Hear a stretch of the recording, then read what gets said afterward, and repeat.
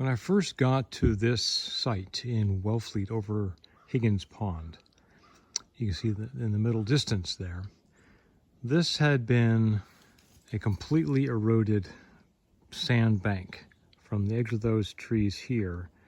The duff layer had been broken and had been for many years because of the addition of this part of the cottage.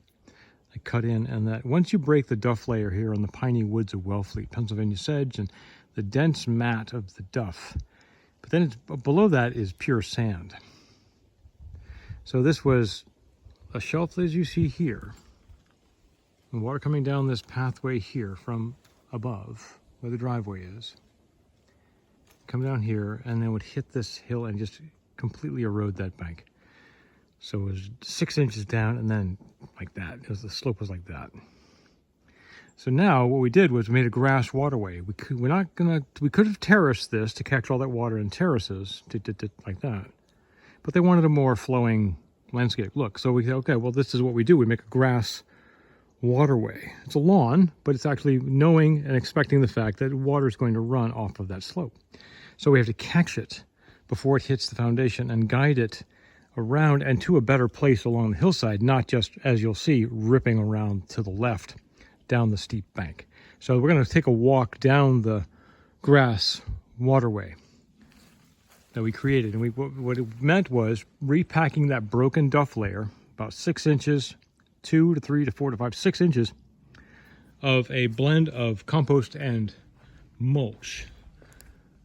And then over that, we added seed, weaseled it in, tine aerated, and then put the jute fabric on top of that.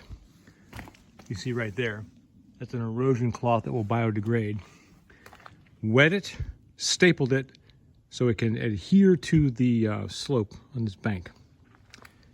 And that's what kept it all together, because, you know, it's Wellfleet, it's dry, it's far away. I can't come here to water it every single day, so you have to allow for the fact that the seed will sit there unprotected on this very fragile slope.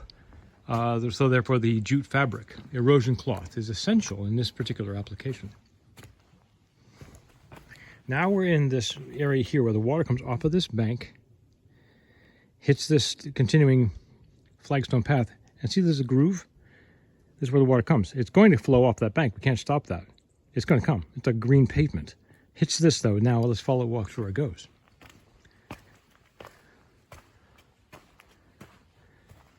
Goes right here and bends around. See that? You used to just hit this and just go roaring right down over that. We elevated these steps to go to the outdoor shower. And then we created new dug-in timber steps. This had been a V-shaped gully with a few 3x5 old school 8-foot wide long landscape timbers. We turned it into 7 steps of 6x8s with grass in between, and I made terraces on that side. But this is where the water comes. It comes off of that slope right here, hits the channel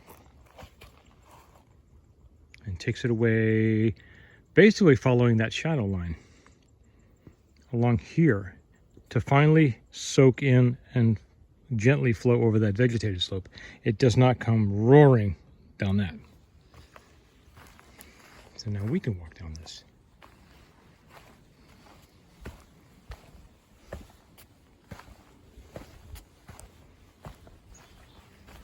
I'll turn around so you can see how fragile it used to be. Friable, sandy, like that. But now, it looks like this. There's some bearberry and some little blue stem planted along there. This is a dark fescue, deep-rooted, drought-tolerant fescue. And we had to do some side mitigation here along the drip line from that unguttered roof. Falls right down here, and then it would come through and erode through into the basement. But now it's taken this way and here and along that step and along that way. So if you look at your lawn as a grass waterway, not just as a lawn, but letting the water flow. But you have to catch it. Don't let it come this way. Direct it as if it were a roof. Look at your lawn as if it were green pavement.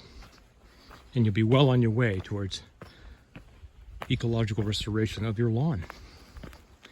I'm Peter Jensen in Wellfleet, Massachusetts, explaining the benefits and the value of regenerative agroecology to make a grass waterway.